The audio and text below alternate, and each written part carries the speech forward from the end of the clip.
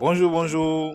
J'espère que vous allez bien. Moi, je me porte super bien. Content de vous retrouver dans cette autre présentation. Merci beaucoup pour votre fidélité. Merci beaucoup pour votre écoute. N'oubliez pas de liker et de partager afin d'agrandir la communauté.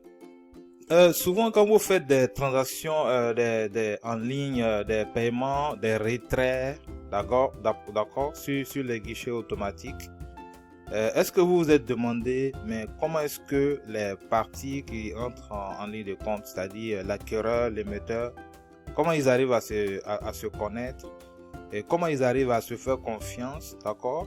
Les messages qu'ils échangent, comment est-ce que ces messages-là sont sécurisés? Est-ce que vous vous êtes posé déjà cette question? Comment tout cela se passe? C'est pour répondre à toutes ces questions-là en fait que j'ai décidé de vous présenter une série de vidéos, dont la première sera celle-ci, d'accord? Le thème en fait c'est comment sécuriser les transactions électroniques, d'accord? Les objectifs, à la fin de cette présentation, vous allez apprendre les services de sécurisation de transactions électroniques.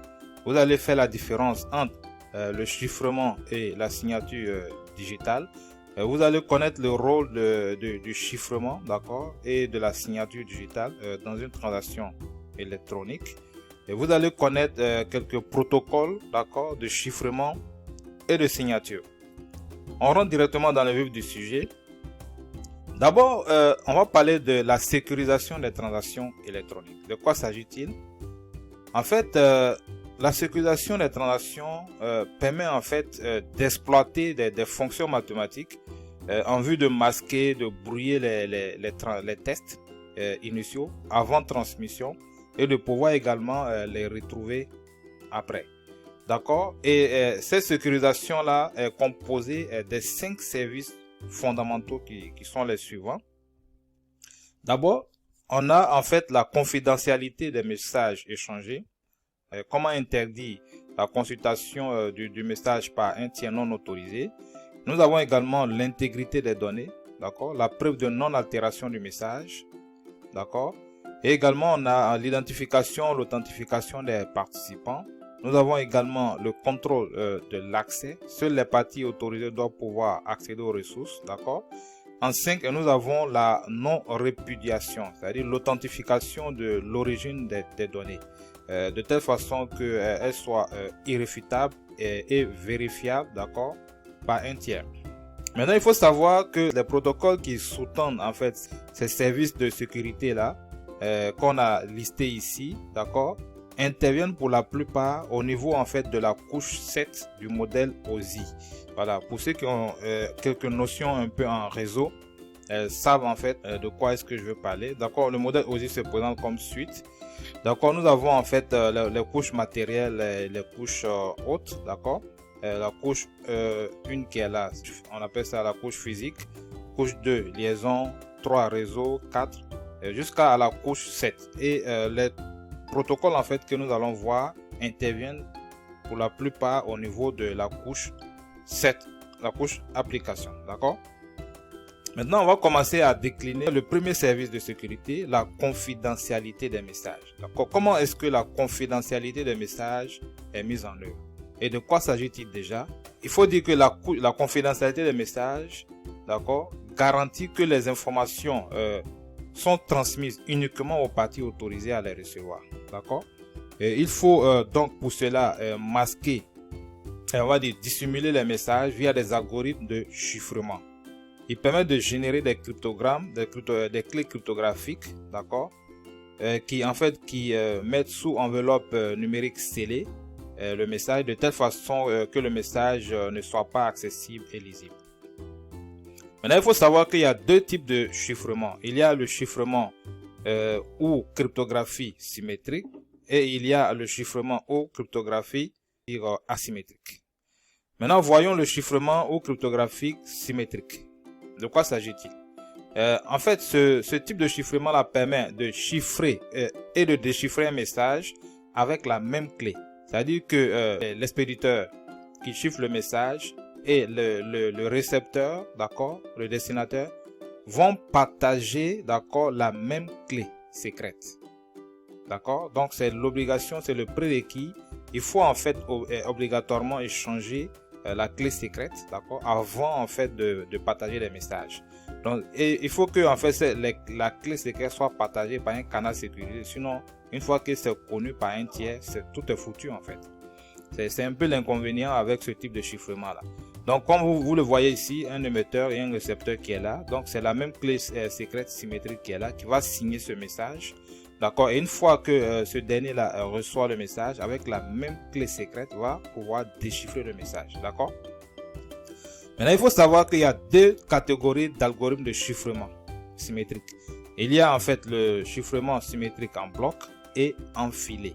Quand on parle de chiffrement en bloc, c'est-à-dire c'est de transformer en fait les blocs de données de taille fixe, d'accord, en blocs chiffrés de même taille en fait. Donc, et quand on parle de chiffrement en filet, d'accord, ou continu ou à la volée, il s'agit en fait de convertir le texte en clair, bit par bit, en combinant en fait la suite de bits de texte en clair là et la suite de bits de la clé de chiffrement via un OU exclusif. D'accord? Comme exemple en fait de protocole de chiffrement symétrique, vous avez le AEX, Advanced Encryption Standard. C'est le protocole phare qui est utilisé dans les chiffrements. Ça peut être soit 128 bits, 192 ou 256 bits, d'accord? Et il faut savoir que plus la longueur de la clé est longue, plus en fait la clé est sécurisée. Il y a le DS également, le triple DS, Data Encryption Standard. Nous avons le RSA aussi, le Reversed Shami et Adelman, d'accord? Et nous avons IDEA aussi, également le RC4, le RC5, etc. Il y en a pas mal, hein. Maintenant, on va parler du chiffrement asymétrique. Les chiffrements asymétriques font intervenir une biclé, c'est-à-dire une paire de clés pour chaque participant, d'accord? Donc, une clé privée et une clé publique. Quand on parle de paire de clés, la paire de clés est composée d'une clé privée et d'une clé publique. Donc, quand la clé publique, on va dire, signe un message, d'accord? Ce message-là ne peut être décrypté, ne peut être déchiffré que par la clé publique et privée correspondante, d'accord? Donc, chaque participant va partager sa clé publique avec les autres parties, d'accord? Et l'émetteur, on va dire, utilise la clé publique du destinataire pour chiffrer le message et le destinataire va déchiffrer le message avec sa clé privée. Donc ici, si on prend cet exemple-là, le message qui est là crypté, donc ici sous-entendu, cet émetteur qui est là a la clé publique du récepteur qui est là. Et le récepteur également a la clé publique de l'émetteur qui est là. Donc l'émetteur ici, pour envoyer un message, d'accord, au récepteur qui est là, va chiffrer le message avec la clé publique du récepteur. Donc le récepteur, quand il reçoit ce message chiffré là, va utiliser sa clé privée, d'accord, pour déchiffrer le message. Maintenant, il faut savoir que avec ce type de chiffrement là asymétrique, il y a plus besoin en fait d'avoir les mêmes clés secrètes et de pouvoir les partager. Mais l'inconvénient, d'accord, avec ce type de chiffrement là, c'est que c'est lent parce que les calculs prennent trop de temps, c'est lent par rapport en fait au chiffrement symétrique qui est beaucoup plus rapide. Donc pour remédier en fait à cet inconvénient, il a été mis en place le chiffrement hybride, qui est une combinaison, on va dire, du chiffrement symétrique et du chiffrement asymétrique, d'accord? Donc quand on parle de chiffrement hybride, d'accord, la clé secrète à ce niveau est proposée par une des deux parties. Et la clé secrète est chiffrée, d'accord, et envoyée à l'aide du chiffrement, de la cryptographie asymétrique, d'accord. Et maintenant, à partir de là, les deux parties maintenant peuvent communiquer par chiffrement symétrique. Donc, la clé secrète est partagée par l'une des deux parties et envoyée, chiffrée par, on va dire, par la clé publique de l'autre partie et envoyée. Et à partir de là, maintenant, les autres échanges, la suite des échanges peut se faire par chiffrement symétrique. Donc, ça devient beaucoup plus rapide, d'accord? Maintenant, comme application de ce type de chiffrement hybride là, on peut avoir ça en fait dans les sites HTTPS, les outils aussi PGP, d'accord, et GNPG aussi, utilise en fait ce type de chiffrement, ce type de cryptographie. À titre illustratif, vous allez voir ici, la dame là en fait, si elle veut par exemple envoyer ce message de l'autre côté, elle va crypter ce message, d'accord, mais avant d'envoyer ce message là, elle envoie d'abord la méthode en fait qui permet en fait de décrypter ce message là. Donc elle va envoyer, d'accord, le message secret, d'accord, elle va l'envoyer, d'accord, à Pierre. Et Pierre maintenant, une fois qu'il va recevoir le message chiffré là, il pourra en fait décrypter avec la méthode secrète qui a été reçue par Caroline. Donc c'est un peu ça. Donc même si quelqu'un intercepte le message, en fait la personne ne pourra pas décrypter puisqu'elle n'a pas la méthode qui permet en fait de décrypter le message. Là je vais vous parler de l'intégrité des données. Maintenant, qui est le deuxième service de sécurité que nous allons voir. D'accord? Et quand on parle d'intégrité des données, ça permet en fait d'empêcher toute modification non autorisée d'un message. Et il s'agit ici en fait de créer une empreinte unique qui sera infalsifiable et qu'on va associer au message qui sera envoyé. Et le destinataire, quand le destinataire va recevoir en fait le message, le destinataire va recalculer en fait la valeur de l'empreinte à partir du message qui est reçu et va comparer en fait l'empreinte qu'il vient de calculer là avec la valeur de l'empreinte qui a été reçue. D'accord? Et l'empreinte est construite, il faut dire, en appliquant une fonction de hachage. D'accord? Et le hachage en fait permet en fait de convertir une chaîne de caractères de longueur quelconque, d'accord, en une chaîne de caractères de taille fixe. Et il faut utiliser la même clé qui a permis le hachage là. Donc si c'est SHA2, SHA256, il faut que les deux parties utilisent la même clé pour pouvoir générer l'empreinte. Donc il faut savoir que la signature digitale est faite maintenant soit par la clé privée de l'expéditeur, si on est dans une cryptographie à clé publique, ou avec la clé secrète, si on est dans une cryptographie symétrique qui est en fait la clé secrète connue par les deux entités. Donc, une fois l'empreinte est générée, d'accord, il faut maintenant signer, il faut chiffrer l'empreinte. Donc, l'empreinte sera maintenant signée soit par, on va dire, la clé privée, d'accord, de l'expéditeur. Ensuite, si c'est chiffré comme ça par la clé privée de l'expéditeur, puisque le destinateur connaît la clé publique de l'expéditeur, il pourra en fait déchiffrer. Donc, une fois que c'est chiffré, ça donne la signature digitale. Une fois que l'empreinte, d'accord, et le message sont chiffrés, il donne maintenant la signature digitale. Il faut bien noter cela. Donc, quelques algos à clé publique, d'accord, de message, de signature numérique, qui permet de sceller les messages. Nous avons le DSA, le Digital Signature Algorithm, qui peut être sur 512 1024 bits, d'accord, qui est une variante de l'algorithme El-Gamal. Nous avons également le RSA, d'accord, qui est très utilisé, que ce soit pour les chiffrements à clé publique comme pour la signature, d'accord. Nous avons également El-Gamal, algo qui est non déterministe, qui un message peut correspondre à plusieurs signatures. Et El-Gamal, c'est un cryptographe égyptien, un africain, d'accord.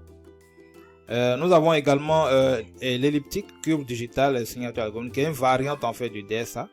Bon, je vais vous donner maintenant les types de signatures numériques à clé publique qu'on peut avoir, d'accord. On peut avoir en fait l'estampillage, d'accord, qui permet en fait de signer un message en aveugle, d'accord, afin d'authentifier son origine. Donc nous avons le type de signature numérique griffe, qui est le chiffrement de tout le document en entier ou bien le message en entier avec la clé privée de l'émetteur, de l'expéditeur, d'accord. Et on a le type de signature numérique sceau, qui est en fait le chiffrement, cette fois-ci pas de tout le document en entier, mais seulement de l'empreinte avec la clé privée de l'émetteur ou de l'expéditeur, d'accord. Rapidement, une application de la signature avec cryptographie asymétrique et fonction de hachage. Donc ici, on prend par exemple le cas de Joyce qui veut envoyer un document signé à Eric, d'accord. Elle va générer l'empreinte du document avec une fonction de hachage, d'accord. Ensuite, crypte cette empreinte là avec sa clé privée, d'accord, qui est là, d'accord, et envoie en fait ces deux éléments à Eric, d'accord. envoie ces deux éléments à Eric. Donc, le message et le hachage, d'accord? Eric va vérifier la validité du document. Et pour vérifier la validité du document, en fait, va déchiffrer le document avec la clé publique de Joyce. Et Eric va générer aussi l'empreinte du document avec la même fonction de hachage et la compare en fait avec l'empreinte reçue de Joyce. Si les deux empreintes sont identiques, d'accord, cela signifie que la signature est valide. De ce fait, d'accord, Eric sera en fait certain de deux choses, c'est-à-dire que le document est bien envoyé par Joyce, d'accord, et que le document est non modifié. Donc, il certifie en fait l'origine, d'accord, du message, du document, et également de l'intégrité du document, puisque le document n'a pas été modifié. D'accord, donc c'est ce qui est schématisé comme suite. Pour résumer, d'accord, pour assurer la confidentialité, d'accord, il faut soit passer par le chiffrement symétrique ou le chiffrement asymétrique ou également le chiffrement hybride, d'accord. Maintenant, pour assurer l'intégrité des messages, il faut passer par la génération d'empreintes, par le chiffrement de l'empreinte ou de tout le message, et afin d'obtenir en fait la signature digitale. Maintenant, à suivre pour les prochaines présentations, nous allons voir l'identification et l'authentification. Nous allons parler du contrôle d'accès et également la non-répudiation. Ceci met un thème à la présentation d'aujourd'hui. Merci beaucoup pour votre écoute. On se dit à la prochaine. Bye.